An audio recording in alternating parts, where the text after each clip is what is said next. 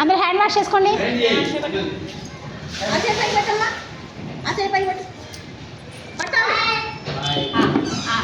కొంచెం కొంచెం లేదు కొంచెం పెట్టు. శ్రేష్ తప్పు చేయి చెప్పాలి. అలా తింటే చదువు వచ్చింది, లేకపోతే రాదు. ప్రసాదం కూడా వచ్చింది.